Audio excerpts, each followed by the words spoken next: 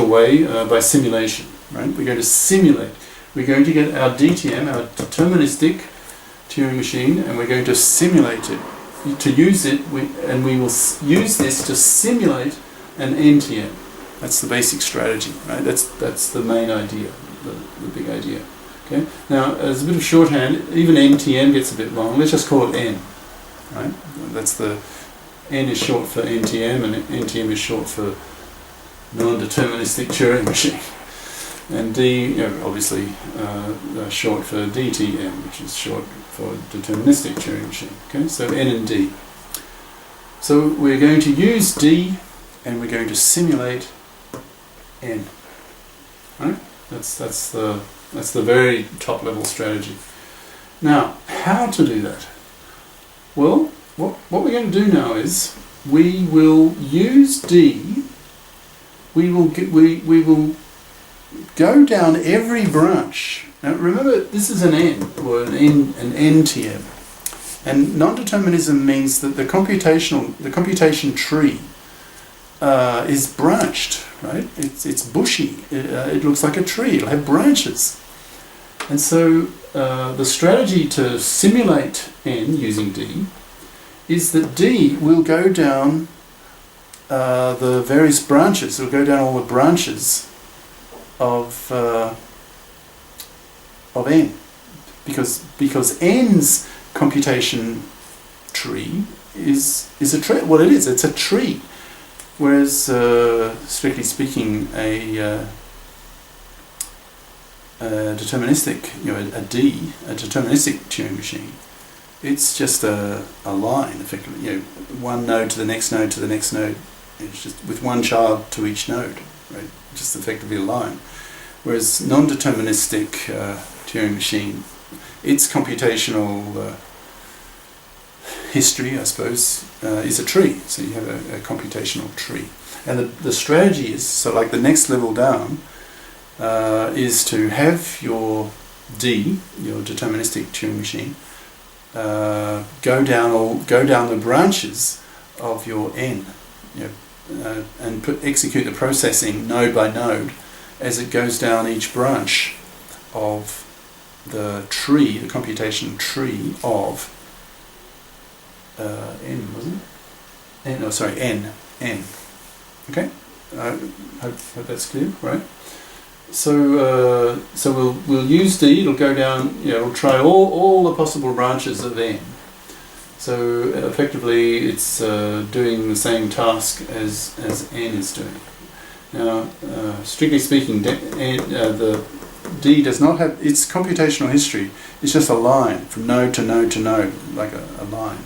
Whereas N's computational history will look like a tree, with all these splitting.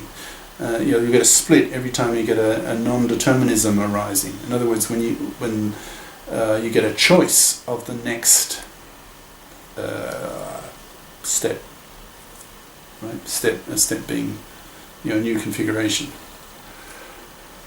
All right.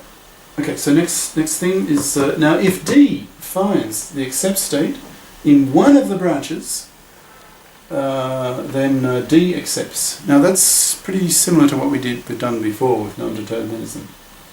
Now, interestingly, remember you're talking about a Turing machine. When does a Turing machine stop? There's two ways it can stop.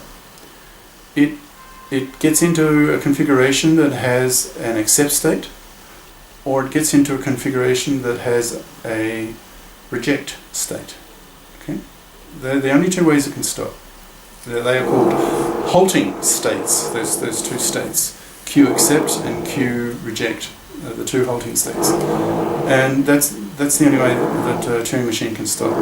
If the Turing machine does not land in one of those two states, does not get into a configuration that has Q accept or Q reject, it'll go on forever. Right? It'll just keep going, looping through its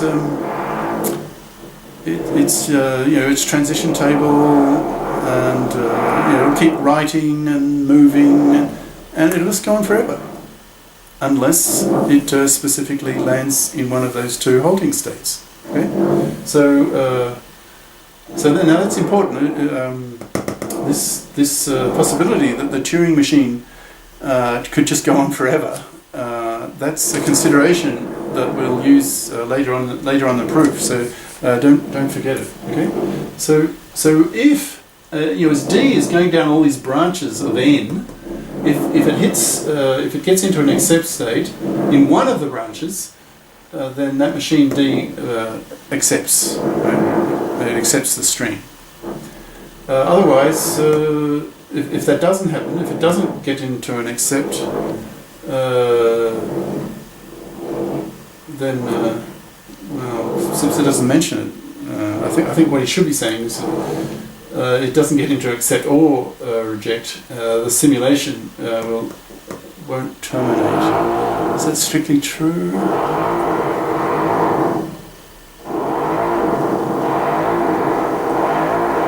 I need to think about that a little. Okay. All right. So look on N's.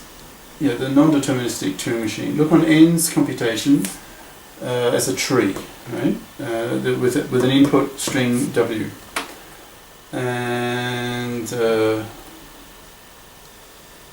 so each branch of the tree, each possible path, if you like, in that tree is a branch in indeterminism, and each node of that tree, that's a configuration of your N.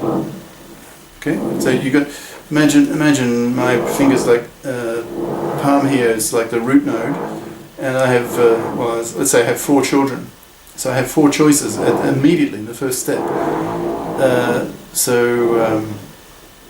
I could go down this branch with D, I could go down that branch with D, and so on. So D will go down all the branches and look for an accept state. If it finds one, then D accepts.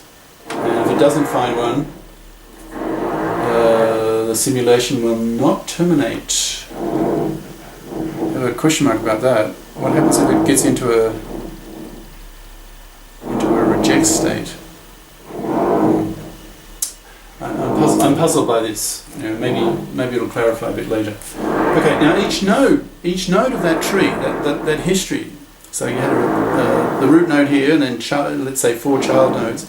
Each node is in fact a configuration, right? The 3 pieces of information about the current situation of the Turing machine, present state, the contents of the tape.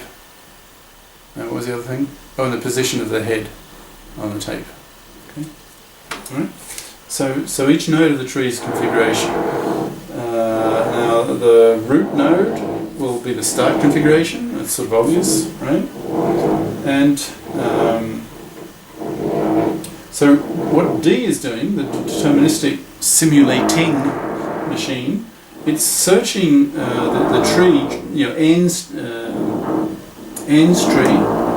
It's searching that tree to find an accepting configuration. In other words, a configuration where the state is the accept state. Right? That's what it's looking for.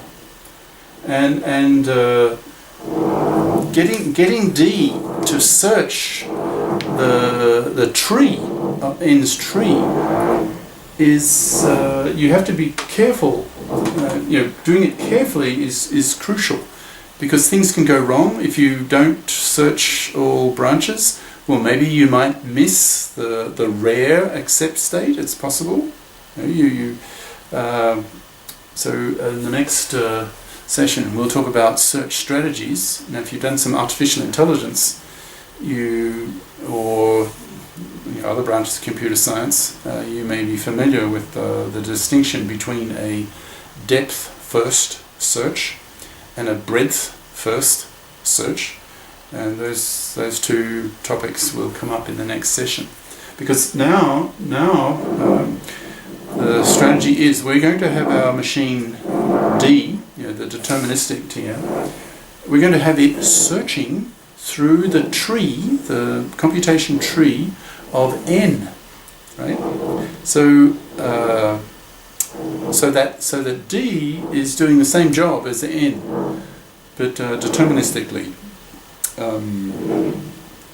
You're trying to find an accept state, an accept configuration, and so it's now searching N's tree.